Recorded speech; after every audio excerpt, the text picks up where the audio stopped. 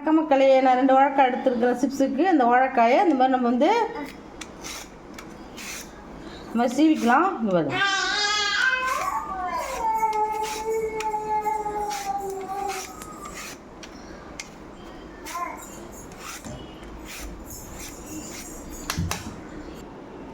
இதை பாருங்கள், வாழைக்காயை நல்லா சீவியாச்சு. முனையும் இந்த காம்பையும் கிள்ளி கட் பண்ணி போட்டுக்கோங்க. இப்போது அரிஞ்சு தண்ணியிலலாம் போடக்கூடாது, அப்படியே இப்படி நைஸாக வெட்டி போட்டுக்கணும். நல்லா முத்தின காயில் செஞ்சால் தான் நல்லாயிருக்கும். கச்சா காயிலெலாம் செஞ்சால் நல்லா இருக்காது, நல்லா இருக்கும், முறுமுறுன்னு வராது. வெண்ணெயில் வெந்துடும் அப்படியே குழ குழன்னு. இப்போ பாருங்கள்,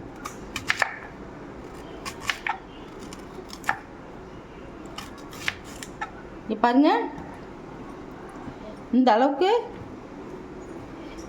அரிஞ்சிக்கோங்க. இப்போ இந்த மாதிரி நல்லா சீவி இப்படி பாத்திரத்தில் போட்டு வச்சு தனித்தனியாக அப்படி பாத்திரத்தில் போட்டு வச்சுக்கோங்க. இப்போ பாருங்கள், வாழைக்காய் சிப்ஸுக்கு நான் 3 டேபிள் ஸ்பூன் கடலை எண்ணெய் ஊற்றிருக்கேன். இது என்ன செய்யணும் பார்த்தீங்கன்னா, இது வெங்காயம் கடுகு எதுவுமே தேவையில்லை. வாழைக்காயை அப்படி எடுத்து போட வேண்டியதான். தனித்தனியாக பிரித்து போட்டுங்க. இதை போட்டுக்கோங்க, நல்லா வதக்குங்க. போட்டு எண்ணெயிலே வதங்கணுச்சுன்னா அது பாதியாக ஆகிடும். இது நாட்டு வாழைக்காங்கிறதுனால நல்லா மணல் மாதிரி இருக்கும். இது இன்னொரு வாழைக்காய் இருக்குது, அதுக்கு சீமை வாழைக்கான்னு சொல்லுவாங்க. அது இன்னும் குழன்னு இருக்கும், அவ்வளோவா டேஸ்ட் இருக்காது. இந்த நாட்டு வாழைக்காய் வந்து செய்யும்போது பார்த்திங்கன்னா வறுவலாக இருக்கட்டும், அவியலாக இருக்கட்டும், வாழைக்காய் மசாலாவாக இருக்கட்டும், எல்லாமே வந்து இதில் இந்த நாட்டுக்காயில் செஞ்சோம்னா சூப்பராக இருக்கும். பச்சைக்காய் கூட நாட்டுக்காய் நல்லாயிருக்கும். நான்லாம் நாட்டுக்காய் தான் வாங்குவேன், வேறு காயை எனக்கு பிடிக்காது, நான் சமைக்க மாட்டேன். எங்கள் பிள்ளையிலேயே இது ஒரு வருஷம் 2-3 தார் இருக்கும். அதுவே நாங்கள் பிடிச்சி எங்களுக்கே யூஸ் பண்ணுவோம். ஒரு தாருக்கு 50 60 தான் இருக்கும். எங்களுக்கே சரியாக இருக்கும். யாராவது கேட்டாங்கன்னா ஃப்ரீயாக கொடுப்பாங்க, தெரிஞ்சவங்களுக்கு. அவ்வளோதான். நல்லா முத்தி போய் இப்போ பாருங்கள், இதுக்கு தேவையான தூள் போட்டுக்கலாம். கல் போட்டுறாங்க, தூள் போடணும். கல் போட்டிங்கன்னா கரையாது, போட்டுக்கலாம். கல் உப்பு போட்டு நல்லா கரைச்சி விட்டிங்கன்னா சீக்கிரமும் நல்லா முறுமுறுன்னு ஆகிடும். ஆனால் கொஞ்சம் எண்ணெய் கொஞ்சம் அதிகமாக உங்களுக்கு தண்ணியெல்லாம் ஊற்றக்கூடாது. எண்ணெயிலே தான் அதை வந்து சும்மாவே பசங்க சாப்பிடுவாங்க. தயிர் சாதத்துக்கு அருமையாக இருக்கும், ரசம் சாதத்துக்கு சொல்லவே வேண்டாம், அவ்வளோ ஒரு டேஸ்ட்டாக இருக்கும்.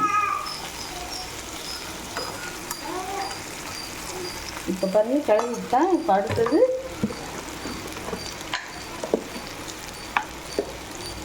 கழிச்சு மஞ்சள் பொடி போட்டுக்கலாம்.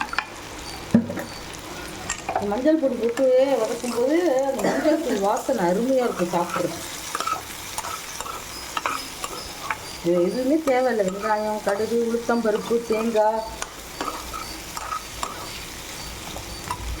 ஆனால் இது வந்து நல்லெண்ணெய், கடலை எண்ணெய், கோல்டு விண்டரில் செய்யலாம், ரீஃபைண்ட் ஆயிலில் செய்யலாம். நல்லெண்ணெய், தேங்காய் எண்ணெய்லாம் செய்யக்கூடாது, அது ஒரு மாதிரி வாசனையாக இருக்கும். சும்மா லைட்டாக காரத்துக்கு கொஞ்சமாக அப்படி தூவி விட்டுக்கணும். சில்லி பவுடர், பெருங்காயப்பொடி போட்டுக்கோங்க. ஏன்னா வாழைக்காய் வாயு இல்லையா, அதனால பெருங்காயப்பொடி போட்டுக்கோங்க.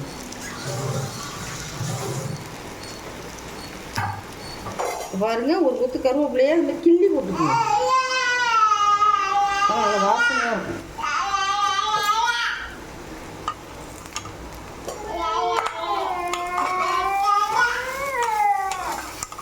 இப்போ பாருங்கள், மஞ்சள் பொடி, பெருங்காயப்பொடி எல்லாம் எல்லாம் போட்டாச்சு பாருங்க, சூப்பராக இருக்குது.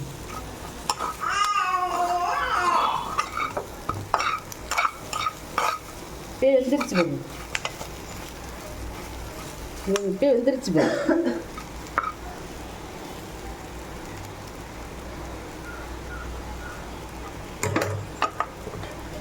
பாருங்க, இது வெந்துருச்சு பாருங்க, நல்லா இவர் வெந்துருச்சு பாருங்க, நல்லா முறுமுறுன்னு ஆயிடுச்சு பாருங்க. இப்படி மாவு மாதிரி இருக்கு பாருங்க. இன்னும் கொஞ்சம் எண்ணெய் ஊற்றிக்கலாம். எண்ணெய் பத்தலை, இன்னும் கொஞ்சம் எண்ணெய் ஊற்றிக்கலாம். ஒரு டேபிள் ஸ்பூன் நான் எண்ணெய் ஊற்றிருக்கேன். ஊற்றிக்கலாம். எண்ணெய் பத்தலைன்னா நம்ம ஊற்றிக்கணும். ஏன்னா எண்ணெயிலே நம்ம வந்து இந்த மாதிரி வறுத்தாதான் முறுமுறுன்னு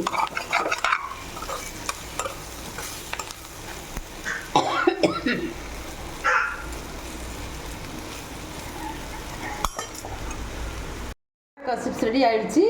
அடுப்பு ஆஃப் பண்ணிட்டேன். இங்கே பாருங்கள் இப்படி வந்துருக்கு வரும். சூப்பராக இருக்கும் சாப்பிட்றதுக்கு. இதே மாதிரி நீங்களும் செஞ்சு அசத்துங்க. எல்லாமே காரம் உப்பு எல்லாமே கரெக்டாக இருக்கும். இது தயிர் சாதம், ரசம், சாம்பார், கிள்ளி போட்ட சாம்பார் எல்லாத்துக்குமே நல்லாயிருக்கும். பசங்களுக்கு செஞ்சு கொடுத்தீங்கன்னா சூப்பராக சாப்பிடுவாங்க. வெறும் சும்மாவே நம்ம சாப்பிடலாம்.